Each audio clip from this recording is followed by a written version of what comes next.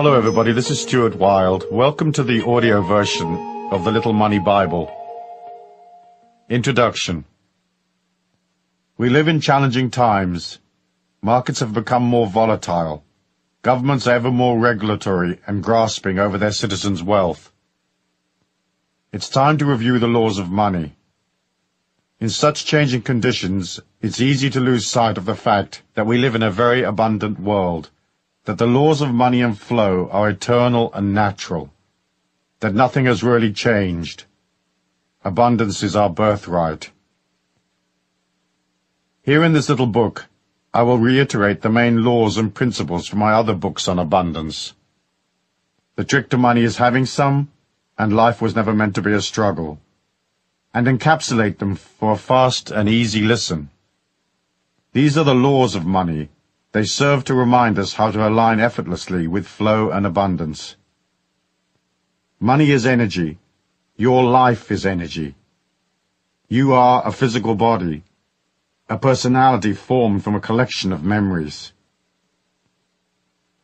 But what you are in the end is a feeling. That feeling has a spiritual identity. It is your soul. Money is also a feeling of wealth, security, flow, and success.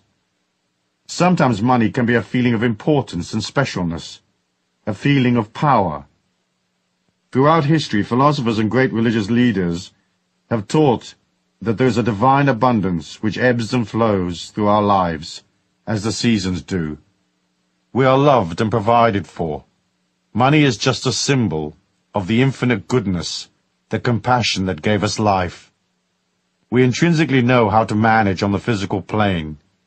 The knowing is God-given and natural. In these pages, I lay out the 10 commandments of money. This is not a rah-rah, up-and-at-'em, get-your-act-together book.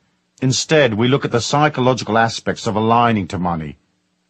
But you also find the deeper metaphysical secrets of abundance laid out here, the inner game, as some call it.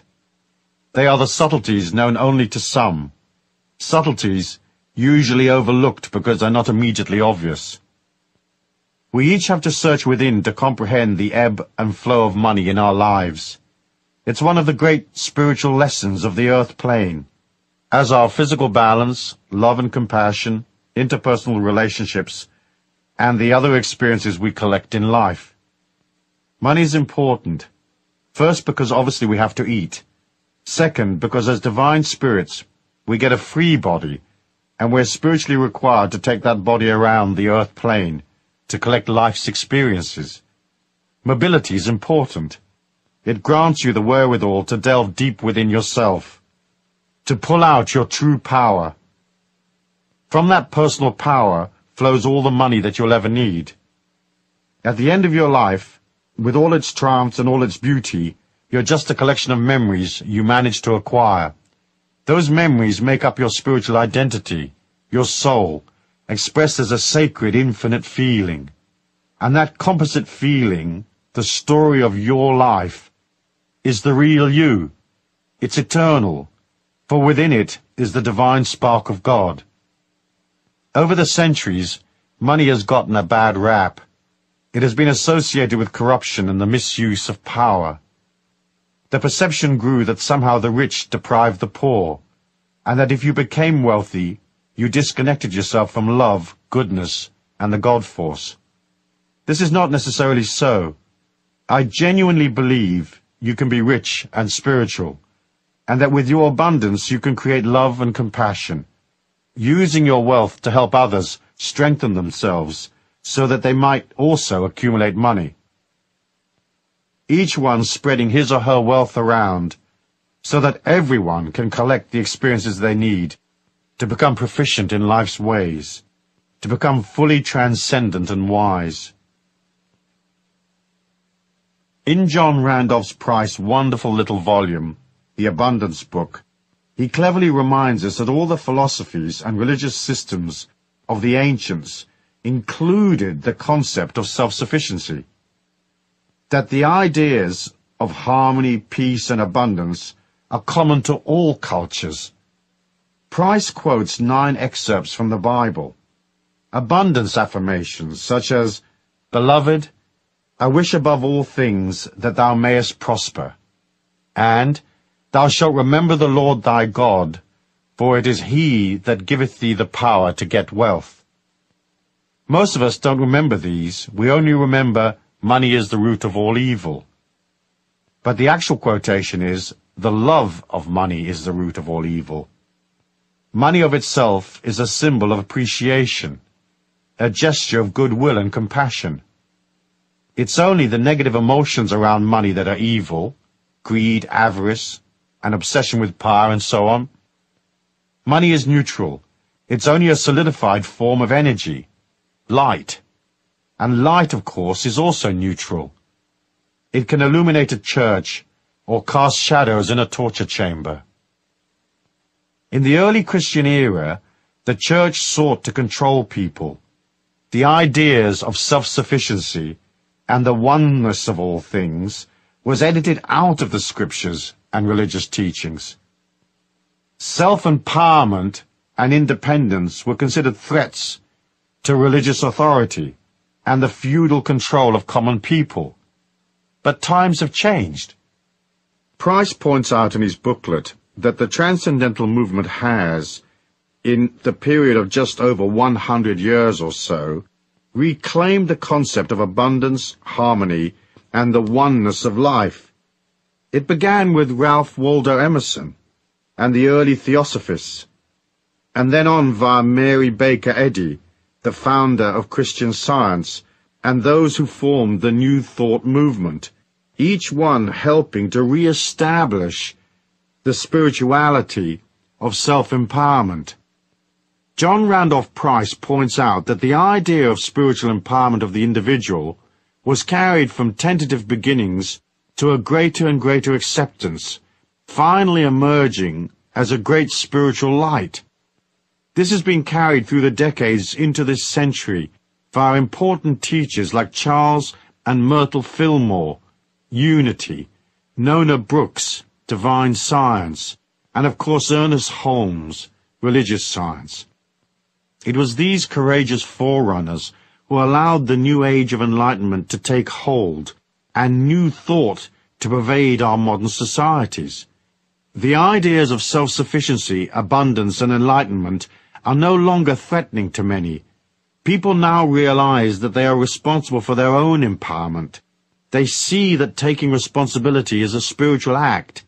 It allows each one the freedom to become more. For that to happen, people have to be brave, and they have to grasp the idea that they can control their lives. Accepting responsibility is an uncomfortable thing, for within that idea is the birth of the true individual. It's the only solution to our society's problems. Expecting someone else to fix our lives is silly. In the end, we need 6 billion individual fixes. In the past, we were manipulated and shamed into believing that the individual was not important, that all power and control over our lives should be handed over to the authorities, who would act as custodians of the collective good. Watching those characters manage the collective good for their own ends, often to the detriment of ordinary people, caused many to wonder if the philosophy of such disempowerment actually worked. The collective good became known, amusingly, I think, as the public interest, which turned out to be anything that suited the leaders of our spiritual, financial, and political status quo. The endless manipulation and control of our society was sold as an idea that is holy and good. After all, who could argue against the public interest? However, the idea that some brainless drone in a pinstripe suit on a massive power trip can tell you what color to paint your front door hasn't generated much interest from the general public. On the religious, spiritual front, we were sold the idea that we needed the authorities to intercede with God on our behalf. It has taken us over 1,000 years to realize that this idea is rather silly, and that we can have a little chat with God any time we like, without asking permission or hiring a spokesman. What's cool about the modern Christian churches is that they don't say you have to go through them to get to God. Instead, they teach people to empower themselves. Of course, the concept of taking responsibility and empowering yourself and granting yourself the freedom to guide your own spiritual destiny are radical ideas which are still taking shape. Look at our Western democracies. In theory, they are free, but in reality, what freedoms do we have? There are millions of rules that empower the authorities while milking the citizens and controlling every aspect of our lives. I often say you are free as long as you don't want to do anything. The minute you get a creative money-making idea, the political system jumps in with you.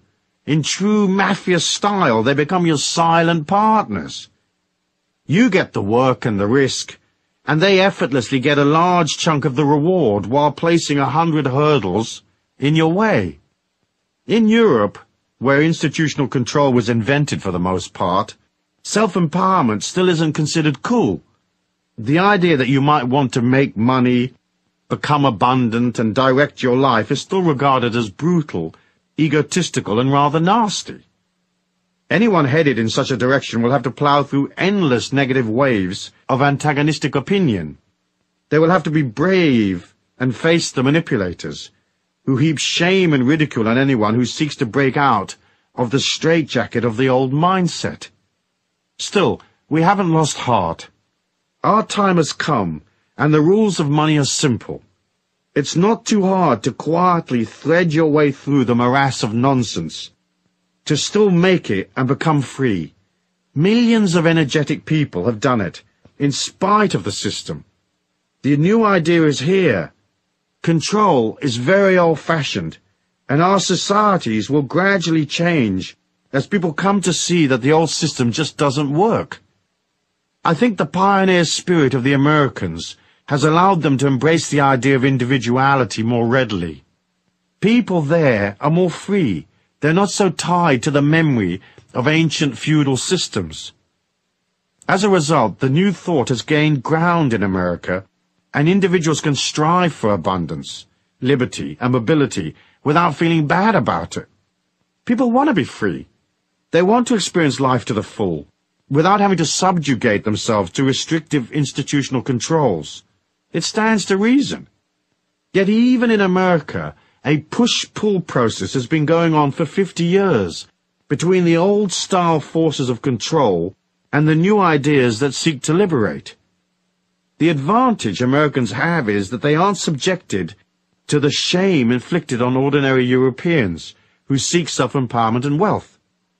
That fact allowed progressive religious leaders like Ernest Holmes to form Christian churches which taught self-empowerment.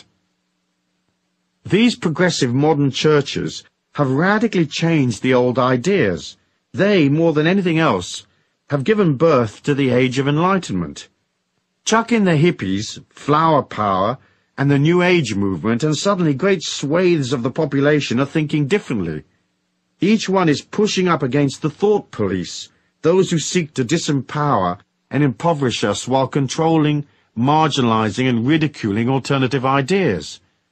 John Randolph Price says, "It is now estimated that at least 25% of America is involved in some measure with what is considered esoteric philosophy or New Thought religion. And right in the mainstream of this consciousness is the truth that God is boundless wealth, and as expressions of the infinite, we have an abundant inheritance." In the time frame of history, these ideas are brand new, and yet they have swept America like wildfire and spread from there across the Western world. The concept of abundance and self-reliance is being given a new image. Teachers have carried out the new idea, saying it's okay for individuals to take control of their lives, and wealth, when used sensibly, is spiritual, desirable, and above all, natural. That's not to say that poverty is necessarily unnatural, for some are born into difficult situations where they lack opportunity or education. Yet we can all rise, no matter how humble our origins, for money is energy, and generating energy requires nothing except enthusiasm. We should also remember that the inability to align to money in abundance is not a misfortune, nor is it necessarily bad luck, or a sad karma that you've been lumbered with. More often than not, a lack of money is the result of errors in the fine-tuning of the buttons and knobs that make up the real you and your grand plan. The difference between the tramp and the millionaire is an almost imperceptible shift in consciousness and vitality. You too can make an upward shift simply and easily. You can learn to be more open and place yourself in the flow while learning the subtle laws of money and abundance, so that life's opportunities come to you more naturally. It's all part of your spiritual journey. That is not to say that people who are very rich are necessarily very spiritual. Some are naturally adapted to the marketplace of life. However, in order to be a complete, whole, divine being with a bag full of memories and experiences, you may need to make the adjustments. So here are the 10 Commandments of Abundance, along with the underlying metaphysics and a brief discussion on what action you might take. I trust that I can remind you of the things you already know, bring to your perception things that you may have missed, and urge you to take certain actions so you can step into the prosperity and security which is a natural part of our human evolution. Yes, the rules and regulations of life can make things a bit harder, but if you have the knowledge, it becomes easy once more. By the end of this little book, I hope I will have convinced you of that. In addition, I hope that you will see that in some instances compassion can be described as the manifestation of love in action, and that money is, in part, the fuel by which you express a greater compassion, by transcending a poor self-image, loving yourself, being there for others, and being grateful for the immense gift that has been bestowed upon you, the first and greatest gift you will ever receive, the gift of life. The law of abundance is natural and God-given. Concept. Since the beginning of time, philosophers, visionaries, and great spiritual leaders have talked about the natural abundance of our planet. The difference between being aware of our natural abundance and owning a hefty portion of it is one of the main spiritual lessons we come to the earth plane to learn. It is the art of controlling energy and manifesting your thoughts and ideas. We live in a 3D world that reflects back to us the energy, words, feelings, and thoughts we put out. We're not all well versed in the manifestation technique, and it takes us time to learn it. But that of itself is a great blessing. Imagine a world where everything you thought, felt, or said suddenly appeared in front of you. Sure, you could materialize $1 million on the kitchen table in 30 seconds flat. But each time you had a disquiet or a fear, you would also have a monster standing up against the refrigerator trying to eat your lunch. We come into this sluggish 3D world with the blessing of a special protection. We can have thoughts and feelings that don't instantly materialize in front of our eyes, as they do in some of the spiritual dimensions I've experimented in via the out-of-body state.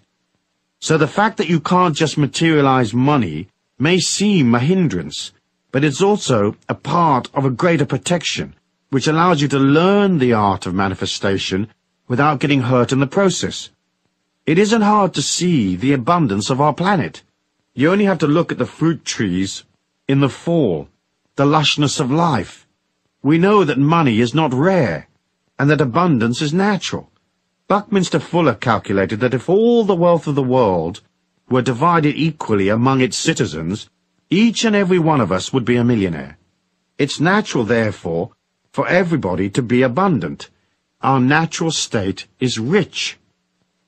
The thing that gets in our way are the feelings of lack, despair, confusion, and the inability to master the marketplace of life.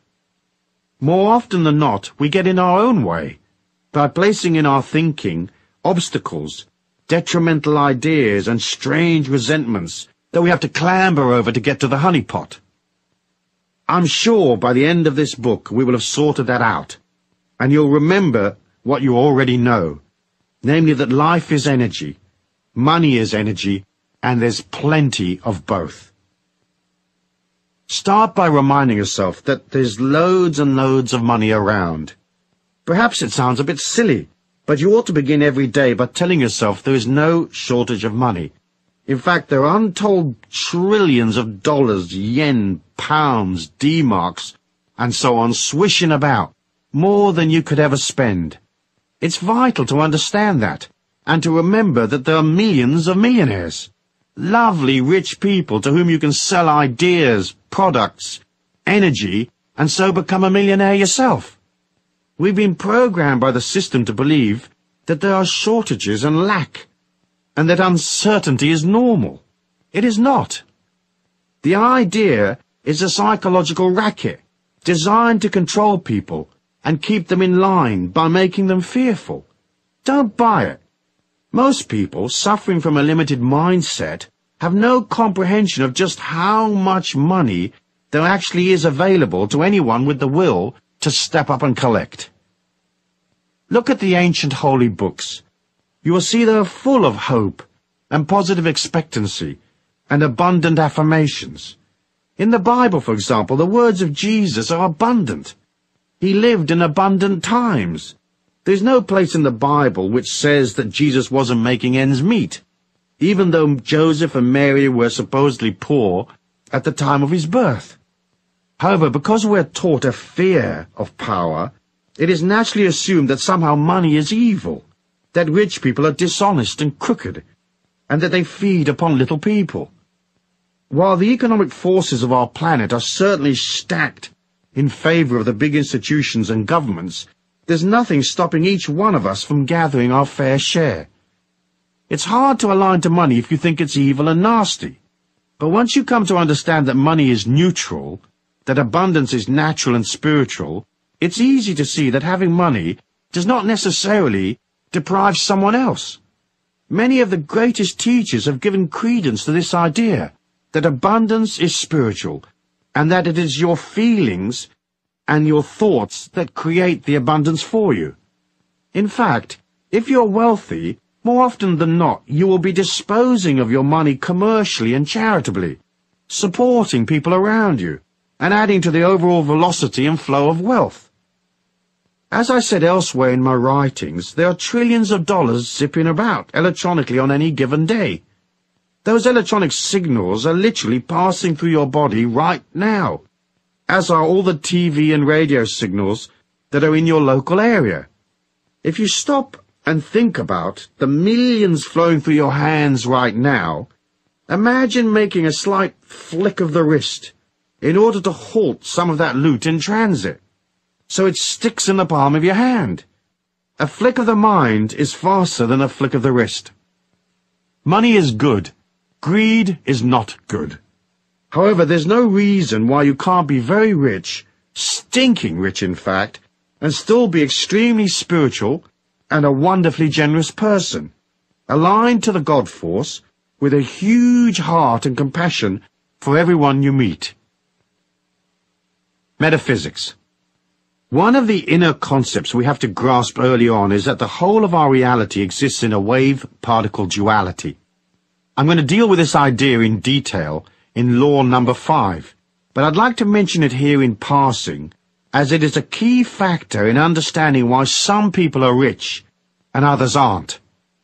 What the wave-particle duality means at a quantum level is that our supposedly solid reality is not actually solid at all. That everything exists in an oscillation or a hazy wave. It is ill-defined. This hazy wave condition remains the same until a particle is observed, whereupon it changes from being somewhere in a hazy state to being solid and existing in a defined place. The metaphysics of money and our ideas around money and abundance follow much the same path as the laws of quantum physics. In order for money to become part of your life, it has to go from a hazy wave state of ideas, dreaming, wishing, yearning, and vague maybes, into a solid state, a dollar bill, credit in your bank account, a coin in your pocket. If you can convince yourself at the very deepest level of your being that there is no lack, no unfairness, no discrimination, that making money isn't hard, you suddenly open yourself to greater wealth.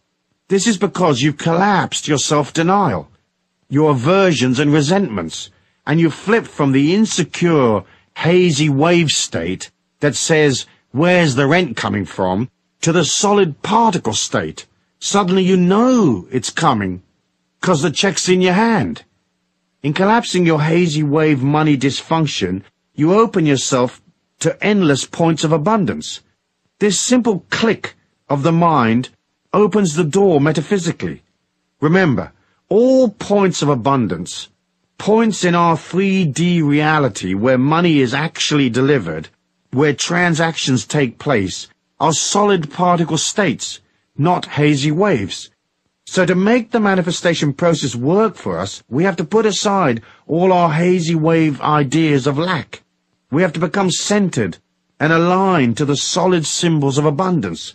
We have to know we can do it. When thinking about your money flow, say to yourself this: there is a way, and I will definitely find it. This affirmation works well for most all of life's little problems. Action. Take a little time over the next few days to stop and concentrate on things that you consider to be manifestations of abundance. Go to places where wealthy people hang out. Look at the symbols of their wealth and affirm the abundance of this earthly dimension is holy and good. Yes, money can be used for evil purposes, but in itself it has no energy. To make your feelings right, you've got to agree that abundance is natural. You can't look at abundance with anger or envy. You can't become abundant if you exclude yourself. So when you see a person in a limousine wearing fine clothes, if you say consciously or subconsciously, "What a rat! That lifestyle's not for me. Poverty is holy and good," you deny your potential. It isn't easy for most ordinary people to look at extreme manifestations of wealth and join in the idea. The ego is too racked with jealousy or inadequacy and judgment. We'll look at a palace and we'll say, "That's not my kind of house." We'll see expensive things and say, "That's far too much for me." To be abundant is simple, but first you have to be able to join with your feelings. It's not vital that you can instantly visualize yourself in the presidential suite of a 5-star hotel, providing you don't deny yourself the possibility. In other words, you may say, "I don't have to stay at the Grand Hotel, but it's certainly something I could take in my stride. It's certainly something that I'm pleased exists. Moreover, I'm thrilled for the people checking into the presidential suite right now." In this way, you switch from the negative affirmation that money is bad and poverty holy to the idea that money is neutral, that abundance is natural and God-given. So, acknowledging abundance as a daily affirmation is a part of your disciplined action plan. Make a point of noticing the plum tree full of fruit. Gaze at fields of wheat. Meditate on the endless rows of vegetables at the supermarket. Accept the warmth of the sun as it rises each morning, and engage your childlike self in awe at the abundance of stars in the night sky. Now do this. Get a 7-day candle, one of those votive candles in a glass jar, and place it in the southwest corner of your home. With the candle, you can place any sacred or power objects you may have. Next, you'll write a letter to the universe at large asking for a cash refund. I'll explain. In this lifetime, you've worked, and you've helped people, and you've loved and cared for them, and you've generated good energy, much of which you didn't get paid for because naturally you didn't expect to get paid for kindness. But you're entitled to a cash return for all that love and energy you put out. But only if you ask for it. So ask. Tell the universe, "Hey, I've done this and that, and I've worked diligently on myself, and I've helped others. And as money is only energy, and I've put out loads and loads of energy, I want a return of that energy, a refund, and I want it in cash and right away, or anyway, as soon as possible." Add a sentence that says you love and believe in yourself, that you love and believe in others, that you know the world is abundant, and that you feel worthy and entitled to your cash refund. Light the candle and put the letter with it. Then each day visit your sacred spot and ponder on the imminent arrival of your refund. Do this until your refund appears, restating your affirmations and replacing the candle each week for as long as is necessary. It's okay to leave these candles burning all the time. Just make sure it's in a safe place. Expect a surprise. You'll be amazed. When I did this exercise, I waited for a few weeks and then $30,000 dropped in my lap unexpectedly. Nice refund, I'm thinking. Chapter 2. The Law of Flow. Concept. Everyone can get their head around the idea that abundance flows. We watch it daily, flowing and not flowing. Here's the subtle trick to being in the flow. But first, let me remind you that a positive attitude goes almost without saying. The more you moan and affirm you don't have enough money, the more it slips from your grasp. Maddening, really. But when it slips away, that of itself becomes a negative affirmation of how unfair the system seems to be. Of course, it isn't unfair. It's just energy in motion, responding to feelings. To those that have, more shall be added, and to those who don't have, a chunk will be taken away. So the first rule of flow is to constantly tell your mind you are rich. There are many manifestations of wealth that aren't necessarily cash. Love, friendship, nature, sweet sensations, pleasing emotions, etc., etc. Rich is a way of viewing life. So tell yourself, I want to view the world with a kindly eye. I want to view it richly. Remember, your unconscious mind, the powerhouse of your soul, doesn't know if you're rich or not. If you tell it you're rich, it will accept that as gospel. You have to believe in luck and flow and goodness, even when cash-wise, things might be bloody awful. Perhaps it goes against the grain, but if you see your affirmations as just that, affirmations, you can affirm your abundance and good fortune even when things look a bit dodgy. The poorest person has things to be thankful for, so affirming your abundance is an act of gratitude and humility, as well as a way of keeping yourself in the flow. People get into trouble understanding flow because they can't tell the difference between effort and struggle. So they'll get an idea, and everything tells them it's not working, and yet they plug away, doggedly going through the agony of it all, because someplace back there somewhere, someone told them that whacking their head against the wall was an honorable way of conducting themselves. Not quite so. Struggle causes a lot of pain, because it involves a lot of negative emotion. Struggle is also very hard work. All ideas that are holy and good and honest, ideas that serve humanity and yourself, will have a positive energy of their own. When you head out to materialize a money-making plan, it will gather momentum. It's as if the universe at large leads you step by step, showing you the way. That's flow. You meet the right people. You sit in the right seat on the plane, and next to you is the very person you need to connect with. It's a wonderful thing watching flow in motion. We all know what it looks like when it's working. The trick is to be able to pull back when things aren't flowing. As I said in my little book, life was never meant to be a struggle. Struggle is effort laced with emotion. As humans, we are required to exert effort to get things done. So if you're cycling up a hill delivering loaves of bread, you'll expend calories pedaling. Effort is natural. When one's energy expenditure gets wrapped in loads of negative emotion, that's when you flip to the unnatural, from effort to struggle. At that point, you should pull back and ask yourself loads of simple questions, questions that highlight silliness. Of course you need perseverance when times are tough, but perseverance mustn't trip you into negative emotion. That will destroy your dream real quick. So if things aren't flowing, watch the signs very carefully. What little adjustments can you make to get things moving? Is your plan realistic? Do you have the wherewithal to pull it off? Are you missing some component? If you're missing a piece of the jigsaw, what does that piece look like? Is the piece inside you, or where will you get the bit you need? It's okay to go up the path a little way, only to discover it's not right for you. As long as you realize when things aren't working, and pull back. The trick is to evaluate and ask yourself, Is this a stupid idea or not? Am I going about it arse backwards or what? Do I need this suffering, or is my suffering voluntary? Remember, it's not a defeat to pull back when things aren't right. You can always wait for things to change. The fool plugs away regardless of the signs.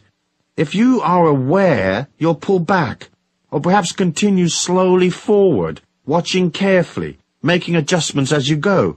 Remember, don't be impatient. Things always take longer to materialize than you think they will.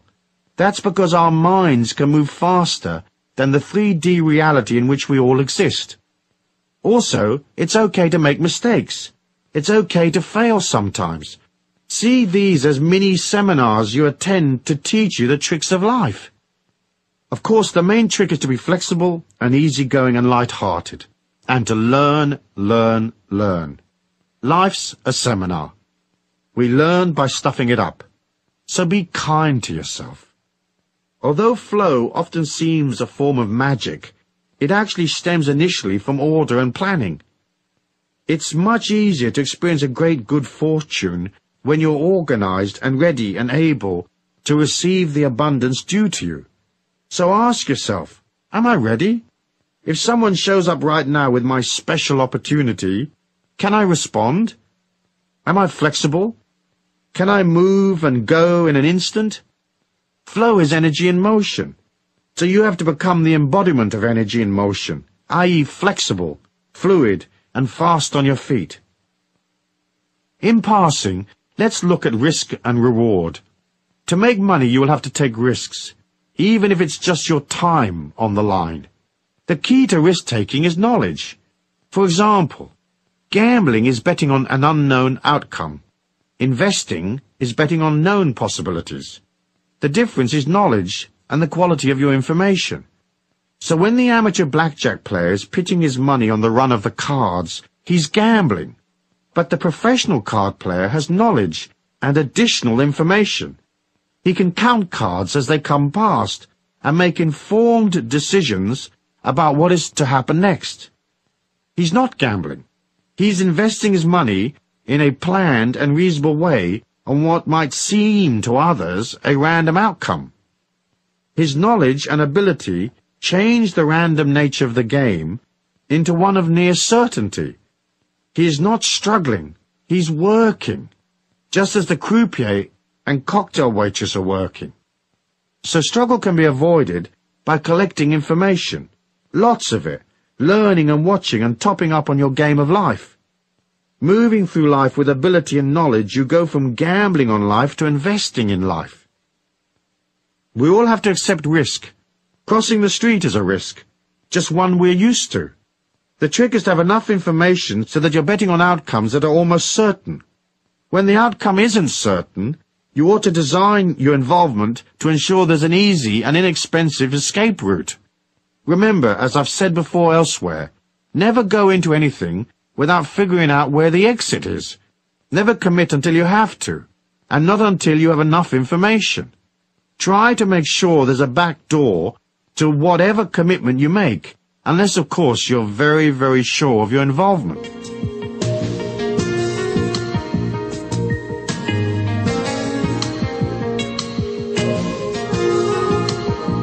Metaphysics. The metaphysics of flow is easy to comprehend. You figure it with your feelings. Your feelings are enormously powerful. They are your extrasensory perception. The mind can deduce from what it already knows and guess at an outcome. And millions are lost every day using this intellectual guessing method. But your feelings are more accurate, for everything is energy. So any deal or investment or any involvement with others has an energy of its own. That is its thumbprint, if you like. Use your feelings to stay in the flow and keep away from trouble. Remember, if an idea feels wrong, it is wrong. That's not to say that you should trash a deal whenever you have a moment of disquiet. It's just to say, if suddenly there's an energy shift, you're in tune with your feelings. That shift will alert your feelings. When something feels odd, stop and notice and take stock. Your feelings guide you away from trouble. Half the trick to making money and being in flow is staying away from deals that don't work. It's the deals you walk away from that make you rich, as much as the successful deals. So put your feelings into everything. Meditate and become a satellite for your subtle feelings. The way to build up your sensitivity is to ask.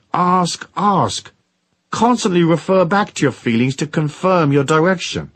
If you're in a meeting, mentally reach out to the other people there, and imagine your arm extending to touch them in the heart. Then mentally pull your arm back quickly, while centering your mind, blanking it, and ask, how does this person feel? Edgy, arrogant, angry, excited, crooked, safe, loving, kind, and so on. Your first impression will be the correct one. The litmus test to referring to your feelings should be used many times a day. Energy shifts constantly, so you'll want to be aware, especially when dealing with other people.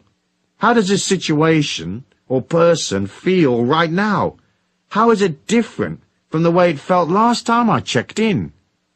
Is this deal I'm considering for real? Or has something changed?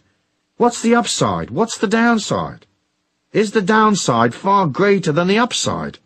Is the risk worth taking? Then ask yourself how you feel. Are you happy, comfortable, flowing along, or is there something bothering you? Staying in the flow is only really a matter of staying close to your feelings. Struggle comes from a lack of awareness of self and from poor quality information. It is also compounded by the inability to turn back when the energy on a particular path peters out. Stay in the pocket. Be aware, shift and change. And never get into anything you can't walk away from. Keep these rules, and you will always be in the flow. Action. The action of flow is one of being alive and aware, ready to step forward fearlessly. You have to move towards your target, so do something each and every day that improves your situation and takes you closer to your dream. Sometimes that action may just be a simple thing that grants you more stability or more order, like perhaps you take a day out to tidy up your paperwork. Order of itself is a positive thing, is it not? Rarely do opportunities find you. Usually you have to be moving towards them. So heighten your ability to stay in the flow by heading out, talking to people, making contacts, stepping out from where it's safe and cozy, pushing against your comfort zones, reaching out. That's how the faucet of flow is turned on, by generating energy each day so that the universe at large can engage its magnificent laws and deliver to you even more energy. Try this. As well as moving towards your goals physically, through action, say, simultaneously clear a path on an inner level by blowing love and light out ahead of you. For example, if there's a person in your way, your boss say, start every morning by sitting quietly and seeing her or him in your mind's eye. Bring them up close to you so you're almost eyeball to eyeball. Then breathe a long breath in and expel that breath out into their heart. No matter how antagonistic you may feel, send them light and love. Do that ceremoniously 11 times. They will change. You'll see. If you need them out of your way, don't wish them harm or evil. Just do this. After you've finished the 11 breaths, visualize them very small, in the palm of your hand. Look down on them from above. Look at them standing there in your hand, an inch high, say. Then hold your hand up to your mouth and expel a short, sharp breath at them. Literally, blow them away, saying, I release you with love and light. Go in peace to your highest good. But go! Using this method, I got rid of a bothersome IRS tax agent who'd been harassing me for 18 months. A few days of this metaphysical hurricane, and he quit the service. The next bloke assigned to my case was so overworked and confused and stressed out that he closed my file with no more objections. If, say, you're off to an important meeting today, breathe in the location if you know it. See it in your mind's eye if you've been there before, or visualize the people, or at worst, just imagine the meeting. Breathe in 11 times and see love and light to that location. Remember to tell your mind approximately what time the meeting will be. So say, I'm projecting this love and light to such and such a location for use between the hours of noon and 2 o'clock or whatever. Use your inner power equally with your outer strength. That inner power places good energy ahead of you. It gets rid of dodgy people and helps close the gap between you and money. That brings us to the next law of money, which is the law of distance. Chapter 3. The Law of Money and Distance. Concept. In order to be abundant, we have to be close to money. Often our relationship to money follows a push-pull, love-hate pattern similar to our other relationships. Sometimes a marriage or an interpersonal relationship may seem close on the surface, but in reality may be quite distant on an emotional level. It may be that one of the partners is pushing the other away, or because they're both pushing each other away, or because they are silently angry with each other.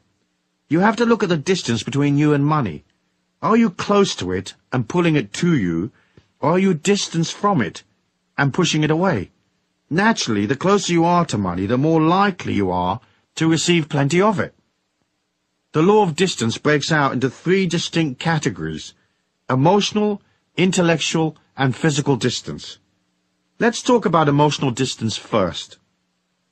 If you have subconsciously established an emotional distance from money over the years, and if that distance is embedded deep in your mind, an anti-money veneer develops around you like a rhino's skin. It's a bubble of energy that disempowers you, denying you access to the green stuff. In a weird way, the anti-money veneer is trying to protect you from getting money. It establishes itself over the years. It's partly due to the anti-money feelings you hold, as discussed previously, but mostly it's sustained by what you feel about yourself. I'll deal with that in more detail when I talk about money and love in law number 10, but one example is self-hate. If you don't respect yourself, it's hard for people to grant you worth, so people will always undervalue you. If, say, you've always felt yourself to be an outcast, you may exclude yourself from the marketplace of life because you've excluded yourself socially.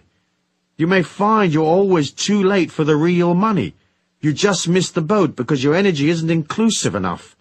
Not being able to include yourself, you find a subtle way to deny yourself the very thing you want. Meanwhile, you may still act out the chase, trying for the deal but not quite making it. This way you can feel okay about your efforts. You can kid yourself you tried real hard, but deep down you had your inner sabotage program ready to kick in. It's the mind's way of falsely endorsing itself, saying, I tried hard, so I must be righteous and good. And I've only just missed. What bad luck. It's not my fault. You see yourself as an honorable struggler, denied through no fault of your own. Many believe that asking for money is unholy or wrong. Most won't even admit they want the money that they're asking for. Weird. Our society is pre-programmed to keep us all poor. We don't have to ask for oxygen, and money is a type of oxygen. You can't operate out of, if I don't breathe, will you love me? If I don't charge you, will you consider me holy and good and a nice person? Will you accept me? If asking is an issue for you, practice, practice, practice. Start at the bathroom mirror. Imagine your customers, boss, whoever, there in front of you. Imagine them asking you, how much do I owe you? And see yourself smiling as you pause to mentally double your prices. And listen while you say unashamedly, $30,000, thank you. See your hand out, waiting to receive your self-worth in the solid particle form. Once you realize that the emotional distance between you and money might have occurred because you acted against yourself in the past, disempowering your chances, establishing a distance between you and money, you can fairly easily click your mind and start including yourself. A good thing to do as part of your abundance affirmation is to include yourself in socially. Go to the street party, show up at the dance, attend church, seek people out, and make it a discipline to include yourself. Remember, the more people you know, the easier it is to make money. People are the custodians of the planet's wealth. Knowing people is almost as good as cash in the bank. If you've created an emotional distance between you and money in the past, take a moment to ponder on what those emotions might be. Write them down and really look at them. See where they came from. Then realize that all you have to do is change your mind and act out that change by sidling up to where the moolah is.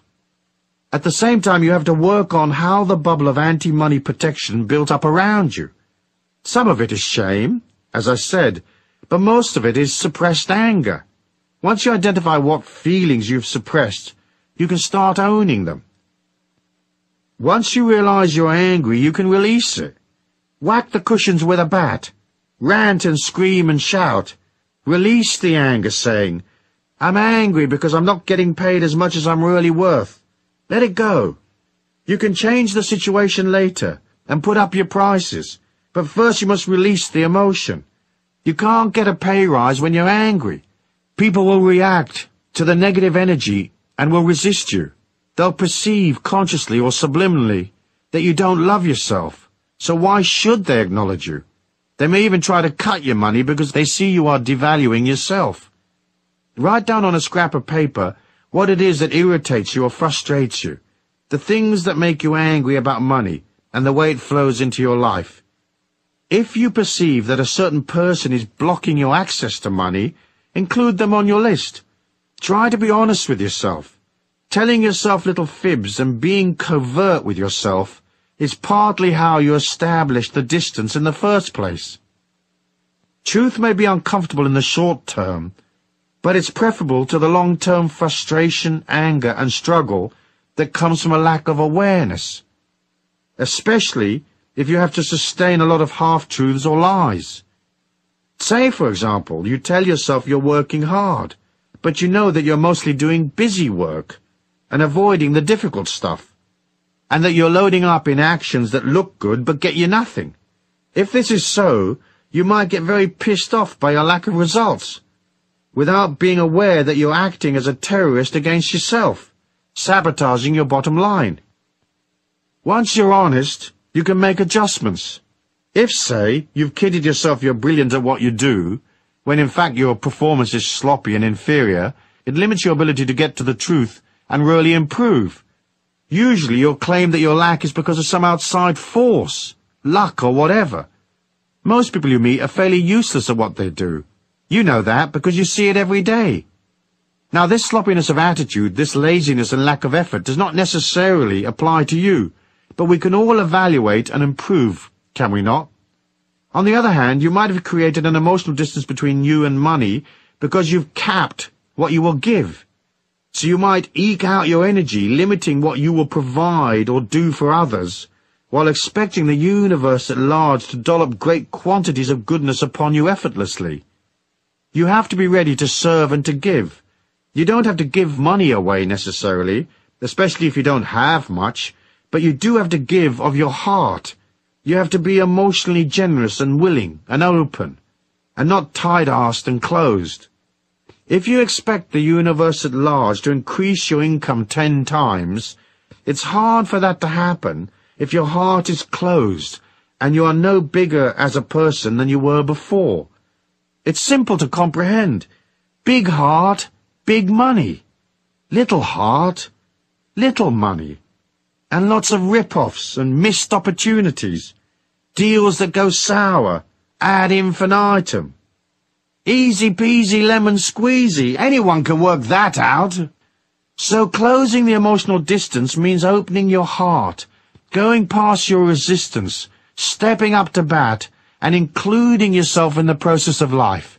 You have to be present and aware. You have to join, not avoid the issue. So be open, be ready, willing, limitless, agree to serve. Subjugate your ego for the needs of others. But don't lose your sense of self. Be available, open and ready, but don't give yourself away either. You can hold on to a strong sense of self-worth and still serve others. It's a part of our great lesson in life. It's the act of going from a limited perspective to an infinite one that says money is everywhere. And the more open I am, the greater the potential for me to pull opportunities from everywhere. Many people resent money because they feel life hasn't been fair to them, that they've worked hard and haven't received as much as they should have, or that they are paid less than other people with inferior qualities to them. However, harboring these negative emotions only widens the gap between yourself and money. The other concept that fuels this emotional distance is the idea that someone ought to provide for you, that somehow the world owes you a living. The world does not owe you a living. You have to nurture and provide for yourself. This is the secret to closing the gap between you and money.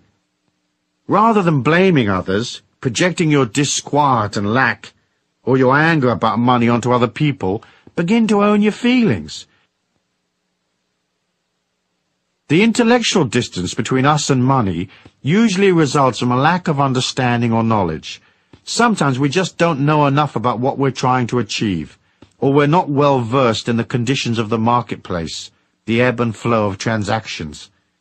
It boggles my mind the way many go into deals without knowing the people concerned, having little information to guide them, or they accept on face value the information presented, without checking to see if it's accurate or not. That's not very clever. Another important thing is that many people never bother to learn their job or trade. Knowledge is power. The more knowledge, expertise, and connections you have, the easier it is for you to make a profit at the game of your choice. So if you're a commodity trader, for example, and you specialize in pork bellies, you're in a worldwide casino that's betting on the ups and downs of pork belly prices. You should be up to date on what's happening at the piggery. You should be well connected with institutions in the trade and in the flow of information, and you should know how to get hold of information independently and quickly. It's difficult to compete against a casino that is better informed and better financed than you are. To survive in the commodities market, you need as much expertise as possible and a good dollop of luck. Most people lose. You're up against the pros. And although you might have a hunch and hit a winner from time to time, in the end the odds are stacked against you, unless you know things that others don't know. They say the way to get a small fortune in commodities is to start with a very large fortune. In other words, the market is designed to part you from your money. Ask yourself, do I have enough information about the marketplace and/or the particular area of creativity I want to be involved in? Am I a long way from the flow of information, an amateur in a professional's world? Or am I ready and up to bat? Maybe all you need to experience real abundance is to improve your knowledge and close the intellectual distance. In passing, let me mention another thing that can cause intellectual distance between you and money. There are a lot of money snobs out there, people who believe money is beneath them, that it's not stylish or proper to go for the cash. They are elitists at heart, so they seek to elevate themselves above the concerns of common people by feigning a disregard for the things that concern ordinary folk, like earning a living and turning a buck. Sometimes this elitism is a social class thing. Sometimes it's a form of spiritual elitism, where a person feels themselves far too holy-moly to be dealing with the trappings of the real world. Don't be a money snob. Unless, of course, you've inherited millions. Then you can do what you like. The rest of us have to deal with life day to day, and money is a part of taking responsibility and accepting the system. You might as well enroll for the seminar and get it right, quick. That's the most pleasing way. It takes you to harmony and well-being and a stress-free existence via the shortest route. The matter of physical distance is simple to comprehend. Certain industries are located in certain places in the world. If you're a long way from where the action is, you may want to consider closing the gap. For example, if you want to make it big in movies, you more or less have got to be in New York or LA. It's pointless being in Arkansas if you want to be in films. Closing the physical distance is a matter of showing up in the marketplace, becoming a face that people know, demonstrating your expertise, and getting into the loop where the movers and shakers are. People who could bestow great opportunities upon you, perhaps hire you or give you a contract, aren't scouring the distant hills for talent. They're in the flow. The people they know and socialize with are also in the business, and they're communicating with those who made the effort to show up and declare themselves in the loop. So to make it, you have to go beyond your resistance, your shyness or inhibition, and head into the marketplace. It doesn't matter if you're not ready. If, say, you're a composer of pop music and you haven't got all your songs and demos together, you've still got to declare yourself in. It's a physical, emotional, intellectual declaration. You have to know what you're doing and be aware of which record companies are buying what acts, who's up and who's down, what's happening and what isn't. It's also a physical declaration of saying, I'm going to go past my shyness. I'm going to make the connections and enter the loop, because knowing people is a very big part of closing in on my dream. I'm going to appear and play my songs in clubs. I'm going to put out demos. I'm going to become a commodity. Sooner or later I'll be noticed, and a great prize will descend upon me. Metaphysics. The metaphysics of distance are connected to the subtle bioelectric energy field, the etheric, that surrounds you. It is a map of your feelings.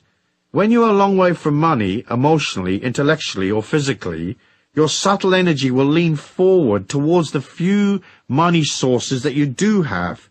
It will lean against people, begging for opportunities, begging for life to cut you some slack, or begging for a miracle to cover your phone bill. Your subtle energy becomes sloppy because you're leaning away from your power, towards what you perceive as the lifeboat. When you're solid, when you're taking action, working on yourself, your etheric is strong and powerful. It's not leaning up against life, trying to pillage it. It is standing straight, saying, I'm working on myself, collecting knowledge, processing my feelings, improving my performance. I've brought myself to the marketplace, and I am at peace with myself. I know money flows. I know fantastic opportunities are available to me. I don't have to lean against people. I can wait, watch, and pick my moment. I'm not whining and begging, globbing on to people like some sort of sticky goop, hoping they will elevate me or cut me a special deal. In the metaphysics of distance, you don't lean up against what you want, because in doing so you push it away. Stand straight, nurture yourself, crown yourself king or queen, and work on things that are practical, things that endorse and help you. Action. It's a simple thing to sit in meditation and differentiate between your intellectual attitude to money and your deep inner feelings. Most people would like to have some more of it, but you have to ask yourself if there's a contradiction between what you say you want, hey, I want more abundance in my life, and what you actually feel.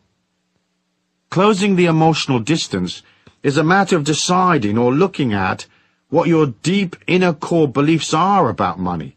How will you emotionally get off the island of lack and row yourself over to the mainland where the market is bustling with activity and cash is flowing? In a moment of quiet, write down a list of those feelings and attitudes you have about abundance. Be aware of any non-actions that have distanced you from money. Try to discover your core beliefs. Who are you? What would make you happy? What's real and possible and fun? And what's just the ego's disquiet? Delve deep within and ponder. Pondering is good medicine. Discovering what you really want saves you endless confusion and wasted energy. Use your feelings to differentiate between vague yearnings of the ego and your deep innermost desires and needs. In this way, you will eliminate blocks and highlight any contradictions that may exist. For example, many would like to be millionaires, but subconsciously they know that making millions often takes lots of effort, and with that comes a lot of stress. So intellectually, they would like millions, but their inner truth is different. In effect, their subconscious protects them from something that sounds good to the ego, but would actually be a living nightmare. Looking at the distance between you and money teaches you things. Perhaps all you really need is a bit more money and a bit more security. Now, it may seem an odd thing to say, but you can't get security by earning money. Earning money involves activity, and all activity burns energy. So eventually that energy burnout makes you insecure. Low energy equals fear. High energy equals security. The only way you can increase security is to nurture yourself. All insecurity comes from the fear of collapse. The collapse of a situation, of your life, a business, whatever. So if you need more security, work on your body. Be kind to yourself. Sleep more. Rest. Hang out in nature. Do nice things for yourself. No amount of money in the world can make you secure.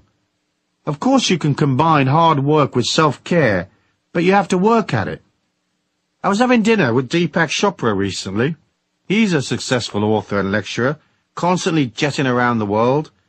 Yet he maintains balance by finding time to work out, no matter where he is, and by maintaining a very healthy diet. He told me that every 3 months he takes 5 days off on his own. He goes somewhere remote like a desert and stays there in silence. No phones, no people, nothing but him and silence. It's a brilliant idea. He rebuilds his energy by pulling back, and then he's ready to zip around for another 3 months. Get in touch with who you are. See what motivations are real, and which ones come just from the intellect and ego. Perhaps you don't really need the aggro of piles and piles of activity and responsibility. Perhaps all you need is a carefree life, with some good creativity, loads of friends, and plenty of fun and games. In the end, you must both take care of the inner spiritual self and satisfy the many needs of the outer self. It's a balancing act, like everything is a balancing act. If you look within and discover that making piles of money is your thing, but worry about the contradiction that may exist within you, don't despair. It's easy to change the subconscious. You just tell it that you've decided to change. You can easily rewrite your subconscious mind. You just keep telling it something different. You may have to do so over a period of days and weeks, but it's simple to agree to change your mind. It's also easy to see that abundance comes from closing all of the gaps.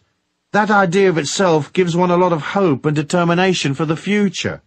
Of course, it's not just the emotional, intellectual, and physical gaps between you and money. The real gap is always between what you think you want and what you actually want. Deep down.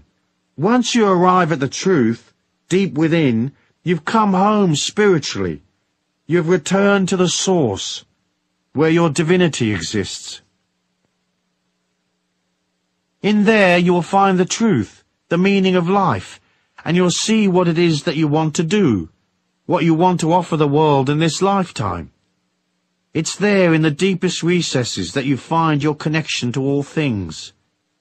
From that stems a sense of immortality, and from that comes security. Bingo!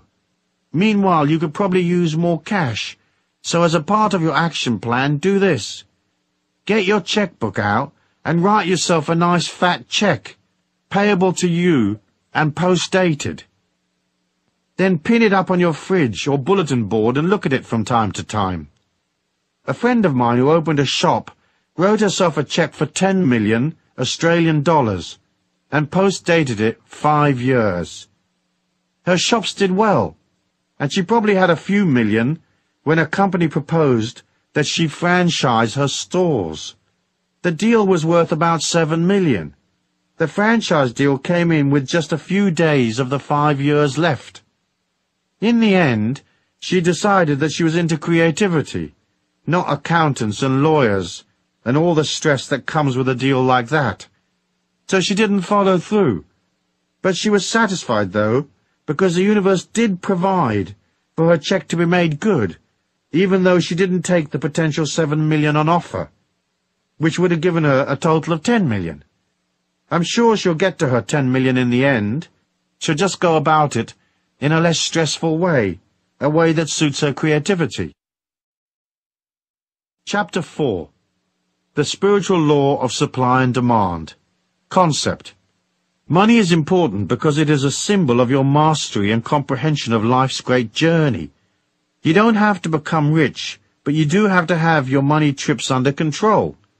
Commercially, the law of supply and demand states that if there is more demand than supply, prices go up, and if there is an oversupply and less demand, prices go down. But there are other aspects to supply and demand which are less traditional. To make money, you have to deliver your energy in some form to satisfy a demand that is out there. And if what you're selling is energy, charisma, and enthusiasm, there is no competition, because most others are selling things that are lifeless, loveless, and dull.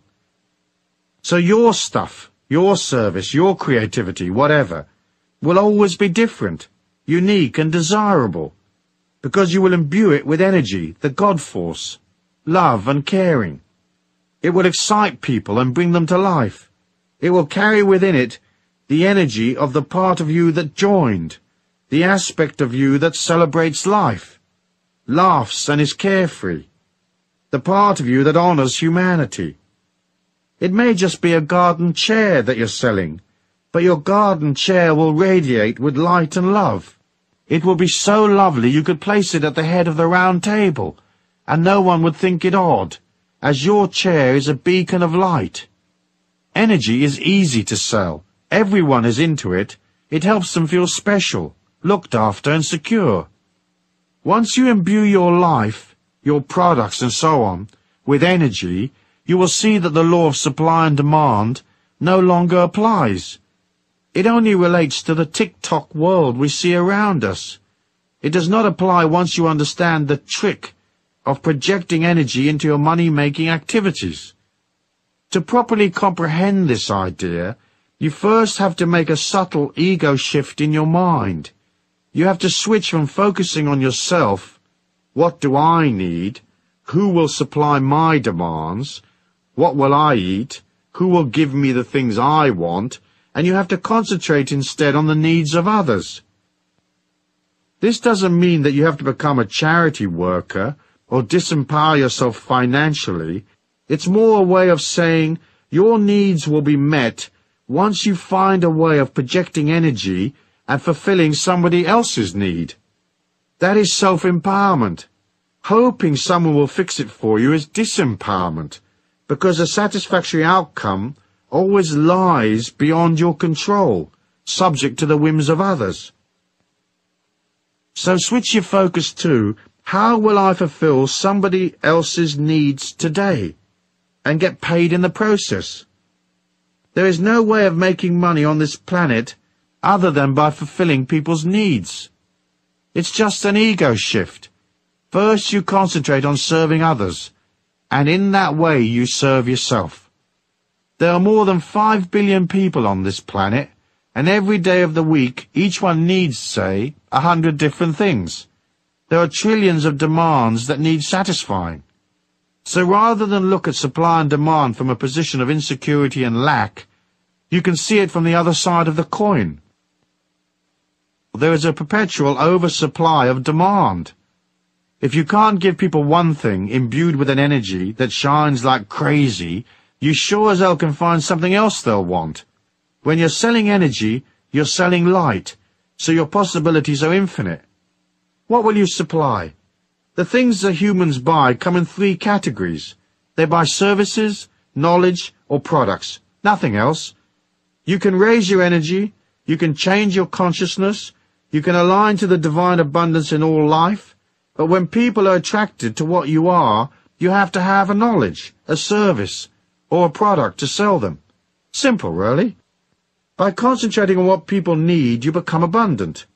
When you look at the marketplace of life, isn't it true that so many products don't work? How many restaurants have you eaten in that are not clean or customer-oriented? How many businesses exist just to screw people, rather than to love them and satisfy their needs? There are so many shoddy products and rip-off merchants who haven't clicked into, how will I fulfill my customer's needs? Often, a customer's needs may just be an emotional need to talk to you about their life while you're selling them something.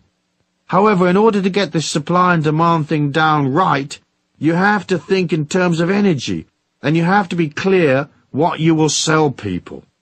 Providing a service is not usually as profitable as selling knowledge or a product, because more often than not, Services have to be delivered personally, and there's a limit to how many hours a day you can deliver the service and at what price you can charge. Knowledge, on the other hand, is valuable and easily packaged. We live in an information age. There are hundreds of ways of packaging knowledge. What you deliver in the form of knowledge does not have to be way out. It just has to be presented concisely, inexpensively perhaps, and with originality. If you have knowledge that people want, you can quickly become wealthy. If selling products is what appeals to you, think of products that you believe in, products which are worth the money. Ask yourself, can I put my heart and soul into the product? Can I be enthusiastic and really love this gizmo, really serve my customers? So to sell things successfully, you have to subjugate your ego long enough to take people's money. This might sound a bit brutal, but in fact it is a religious, spiritual idea. You subjugate your needs, your life, your aches and pains, your experiences, and listen to others. Watch their eyes. Notice their body movements. Relate to them. Ask them questions. Work out, what does this person want? Then fulfill that want. Think about how you can improve what you do. Even if right now you work for somebody else, start by putting more energy in. If the place you work in is dull and lifeless, put energy in anyway. For by doing that, you will catapult yourself out of there to something better. If you're self-employed, think how you can make 20 improvements to your knowledge, service, or product. In the end, you're selling yourself. So you'll want that looking good. You need to offer love, kindness, and charisma. You'll want to be big-hearted, and right there, bushy-tailed and up to bat. So ask yourself, are you eyeball to eyeball with life, ready to serve? Or does some aspect of your personal agenda get in the way? If it does, put it to one side, quick. Put it aside long enough to cash the check anyway. You can always visit your therapist after work. So offer beauty in an ugly world. Offer kindness where ego and greed predominate. Be accommodating and free-flowing when others are uptight, edgy and stiff. It's so easy to understand. Take the product you're selling and visualize the divine light shining upon you. Breathe that light into your being and breathe it out. Place the light into the thing you're selling. If you are a massage therapist, project light into your table and your little bottles of oil. Most of all, project light into your hands before each session, and of course during each session. If you're selling things on shelves, touch them regularly. Move them about. Make them come alive. Give them energy. The little tins will be refreshed, even if they've been on the shelf for weeks and weeks. The more you touch and love the product, the more energy it has. The more likely it will belong to someone else in 10 minutes' time. If you sell information, make it original, clear and concise, and idiot-proof, so anyone can understand it. How often have you read instructions on how to access some information, say on the internet, and you wonder if it's written in Hindustani or ancient Sanskrit, or what language is it written in? Why is that? Because the person who wrote it was thinking of himself, not you. Just say it's a man this time. He lives in his own world in a basement with an IQ of 180. He hasn't seen daylight for many years, and the only human he ever talks to is a pizza delivery man. He couldn't give a stuff if you know your www.coms or not. You have to think of others. There are loads of people out there who aren't very clever, but they have money. Will they understand what you are offering? Then again, there are others who are fairly bright, but they can't unscrew a little nut, as their expertise lies elsewhere. When I see the words easy assembly on a product, I immediately flee to the safety of the parking lot. I know if they say it's easy, I'm going to have to hire a rocket scientist to figure it out. So what will you sell, and how will you make it irresistibly beautiful? In forcing yourself to supply a beautiful service, knowledge, or product by imbuing it with gentleness, love, and light, you are disciplining yourself to go from ego to spirit, from greed to abundance, from negative emotions to love. When you concentrate on people and you provide things for them, you're falling in love with them. Choose love to make your life abundant, and that love should be more or less unconditional, as best as you can manage anyway. Never forget that. Metaphysics. Inside your life's energy, personality and mind is an oscillating molecule of infinite goodness, the divine light, the Christ consciousness. If you align to that infinity within you, you will always have energy. There's no limit to the amount of God force you can have.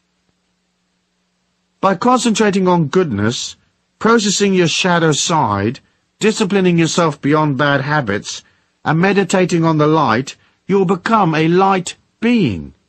As you glow effortlessly with this energy, you will project that light into what you do.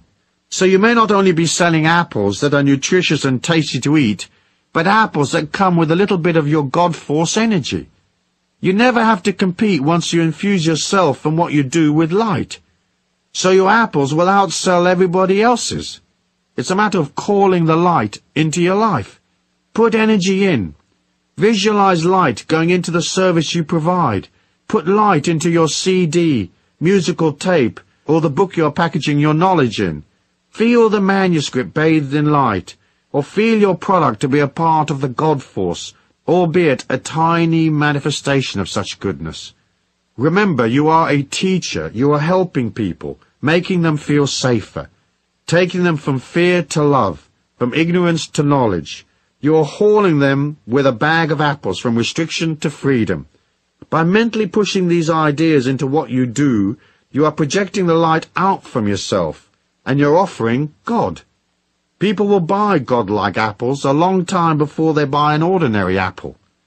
Once you have the God force in what you do, there's no more competition. You are no longer a victim of the vagaries of the market, the ups and downs of supply and demand. You're out on your own, miles ahead of the rest. I know a young man who opened a shop. It was minute, just 2 little rooms. The whole thing wasn't much bigger than the average kitchen. The shop sold candles, incense, aromatherapies and so forth. Heaps of other places in the town did the same thing, but he was a bit different, so he wasn't in competition with the others. The young man was soft and kind and loving. People would come in and he'd be right there for them. He'd talk to them, make them feel better, and they'd go out of his shop with a bottle of ylang-ylang extract or something. I'm sure many didn't know the difference between lang-a-lang and ding-a-ling, but it didn't matter, because it felt safe and correct and nurturing. He had a little fountain in the doorway, and that felt nice, and the shop was spotless. The few shelves he had were always fully stocked and neat. Little signs explained things, and he explained things, and you could pop in for a remedy for your granny's arthritis. He couldn't fix it necessarily, but you'd wind up with a candle or a book or something which was imbued with tons and tons of love, and that would cheer your granny up. Her immune system would kick in a bit stronger and she'd get a bit better. He sold love, 12 hours a day, 6 days a week. He was humble and kind and soft-spoken. And if he had an ego, it certainly wasn't around during working hours. People loved him. They flocked to his shop. After several years of selling love in little packages, he sold the shop for over $500,000, an astounding price for a few hundred square feet of shop. He used the cash to make another investment, and he did the same love thing there. Now, 8 years later, he's worth 3 to 4 million, and his company will soon go public. When it does, he'll receive an enormous refund, with a note from the Godforce saying, "Here's 20 million bucks, dude. Thanks for dishing out all that love and sweetness in a dull grey world." Action. Get a piece of paper and write down the services, knowledge, or products you are familiar with, the things you are already doing. Then write another list of things you might be interested in delivering to people. Having honed down your lists, look at your products, services, and packaged information, then analyze what other people have done in these fields. Ask yourself, is this other product exciting? Does it challenge? Does it inform? Does it teach people something? Does it enthuse them and make their life more comfortable? Does it help them to be sexier or more beautiful? What is in this product that has value, and how could it be improved? Perhaps you could take a very ordinary product that everybody is familiar with and add a little something that makes it absolutely irresistible. Look at your commercial life so far. What have you sold? Let's say you've always sold your labor, and you're working for someone at present. What can you do to put more energy into the labor you provide? You might say, I get paid the same amount of money whether I put more energy in or not. But this is not the point. If you energize yourself in your work, you'll find that 1. The job becomes more fun to do. 2. You are more likely to be promoted or given a raise. And 3. You lift your energy so high that you go beyond the job and hop perhaps to another corporation that pays you twice as much.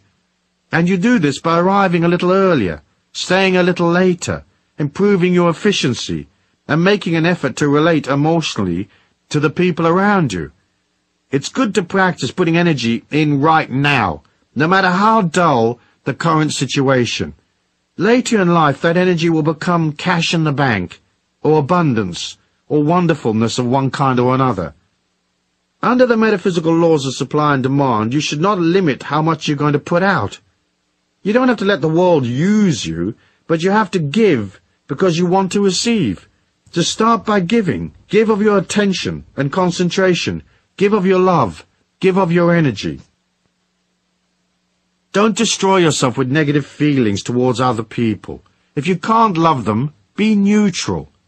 Be enthusiastic, be open, be up there for it. For in limiting yourself, you get stuck in one place on one salary for the rest of your life.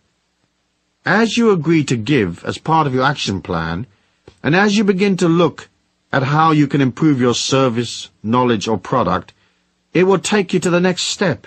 It carries you to a higher energy, a greater velocity, a larger salary, and bigger opportunities. It opens you to easy money. You'll find some money, or win some, or a great dollar moolah suddenly drops in your lap. Expect a payoff.